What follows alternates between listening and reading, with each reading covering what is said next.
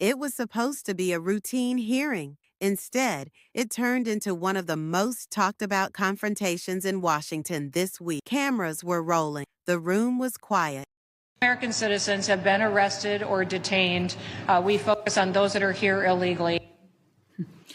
Secretary Noem, you lie and you lied to the American people. I will be including into the record an article by ProPublica from October 16, 2025, entitled, "We found that more than 170 U.S. citizens have been held by immigration agents. They've been kicked." There's nothing smiling about U.S. citizens. I'm sorry, that's very inappropriate. Let me continue. They've been kicked, dragged, and detained for days. The next one. The Trump administration has specifically targeted the worst of the worst. The individuals that we are going after are those that are violent criminals, those that are breaking our laws. Secretary Noem, again, you lied to the American people. I will be including into the record an article by the NBC News from December 7, 2025, entitled, "ICE has arrested nearly 75,000 people with no criminal records, data shows."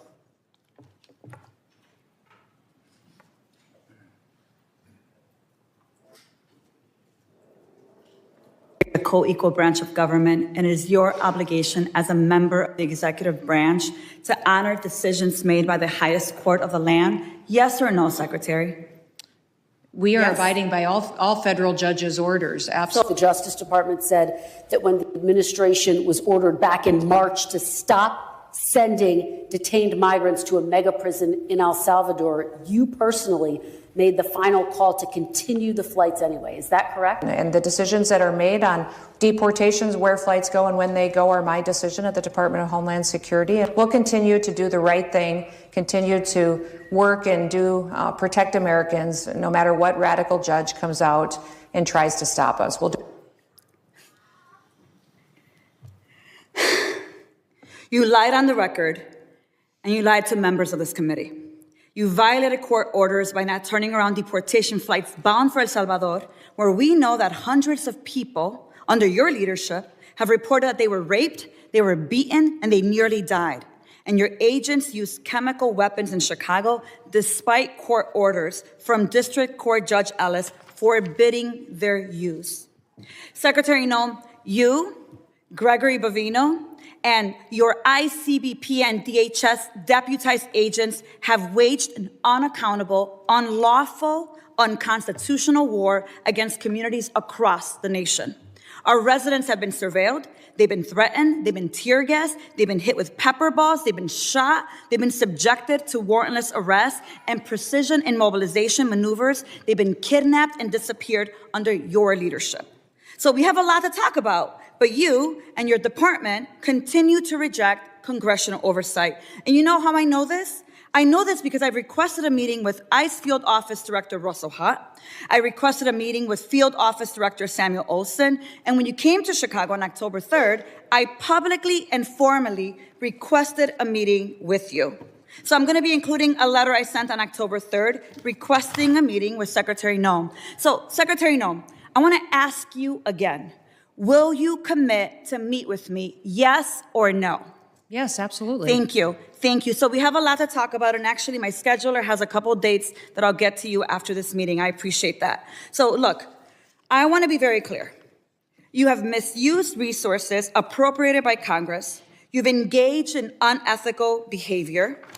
You have repeatedly made false and misleading statements to Congress and to the press, and you've undermined the separation of powers and disregarded the role of Congress and the courts. Bottom line, you lie with impunity. You reject checks and balances, and you ignore Congress and the courts. Your options are limited. Either you're going to resign, Trump's going to fire you, or you will be impeached. I've already called for your resignation. You may remember I hand-delivered my request to you back in May, and I urge you to reconsider resignation because I've taken the first step towards your impeachment, and I've called on the Judiciary Committee to open an investigation into your lawlessness. Mr. Chairman, I know that at the end we'll be entering a number of articles into consent, but since I have a few moments, I ask unanimous consent to enter into the record a letter calling the Judiciary Committee to investigate Secretary Noem's impeachable offenses.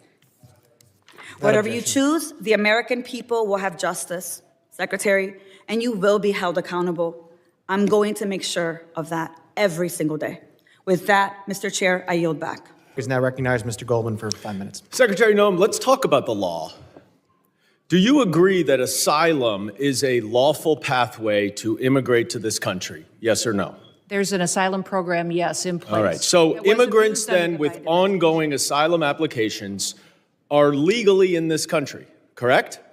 Excuse me, I'm sorry. Your question was? Immigrants with ongoing asylum applications are legally in this country. There are individuals in this country that have applications that... And they are legally here because it's a lawful pathway, right? It's a lawful pathway. Okay, so if your department then deports anyone with an ongoing asylum application, you are violating the law, correct?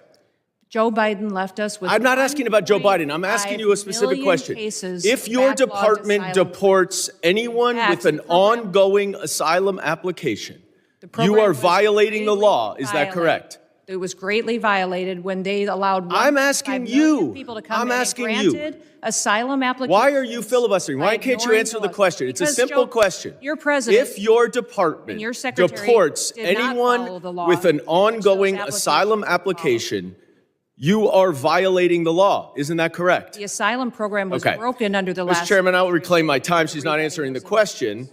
But the obvious answer is that, yes, if you follow a lawful pathway, asylum is a lawful pathway. If you have an open asylum case, you are here lawfully. But the problem that we are seeing around the country is that you are not following the law. Don't tell us to change the law. If you don't like the asylum system, you change the asylum law. Bring it to us. We'll work with you. I think it needs to be changed. But you can't just decide that you're not going to follow the law, and asylum is a law, and deport people who have ongoing applications. Unfortunately, that is exactly what's happening. It's happening across the street from my office right in New York City. Numerous, thousands of people who have come to court appearances, have left them with open asylum applications, have been arrested. And then they've been shipped off and many deported. In September, one applicant was ripped away from his wife and small children after such a court appearance. And then this happened to his wife. Please play the video. No, it's not. It's not this one. All right, it's not this video. Here it is. I'm yours. Oh, come on, man.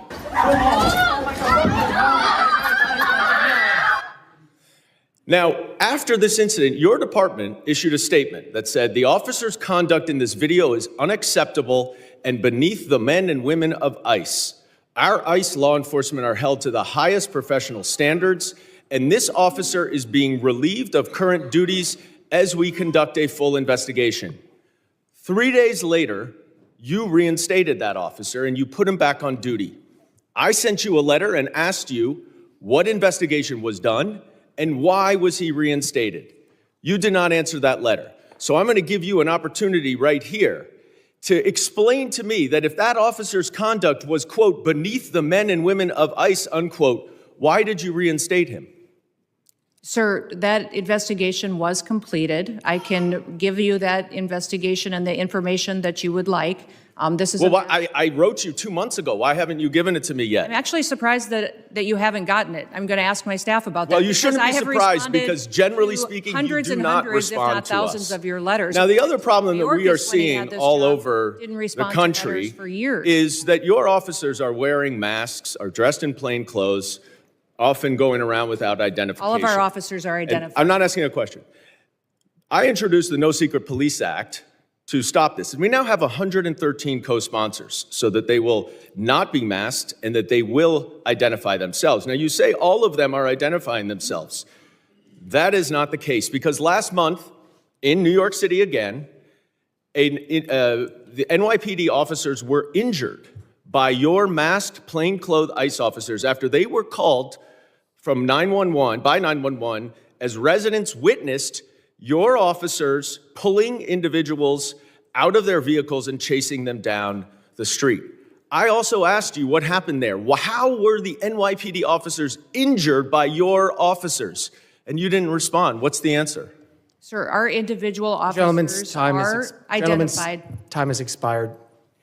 I yield I back. recognize gentleman from Texas, Mr. Gonzalez, 5 minutes. Thank you, Chairman. Thank you, Secretary Noem. Thank you, Director Kent and Director Glasson, for your patriotism, your service to our country. Thank you to the families for allowing everyone to serve. We're grateful for that. Democrats like to show clip after clip. I represent a district that's half of the southern border. Our lives were turned upside down under Joe Biden, and now we have our lives back due to President Trump and due to the policies that y'all are executing. So thank you. I have one question, but I'm going to try to, if there's time. I think it'd be important for the American people to get an update on the role Coast Guard played in the Venezuela oil tanker seizure. But first, I'd like to once again, thank you for being here. And so I'd like to first thank you, CISA. Thank you for keeping our nation's critical infrastructure safe. You are our nation's cyber first responders. Thank you to the Coast Guard. During our Texas floods, you showed up, Coast Guard showed up, you saved lives. Thank you to the Coast Guard for all the work that they've done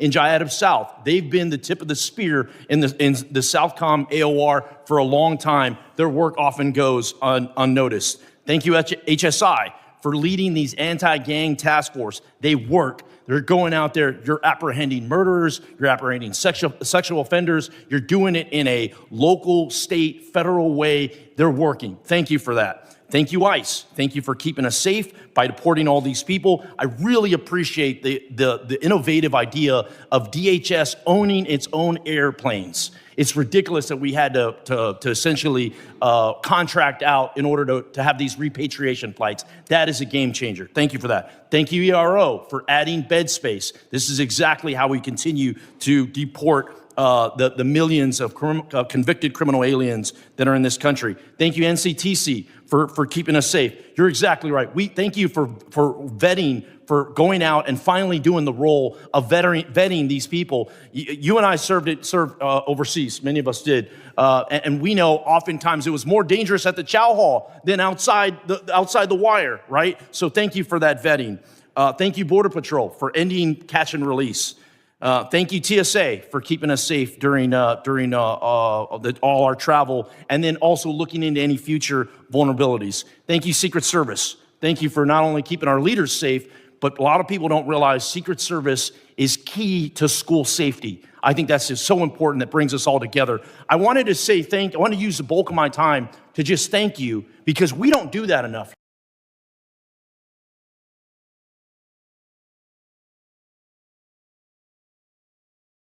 At the center of the controversy is a long-running fight over U.S. military base names.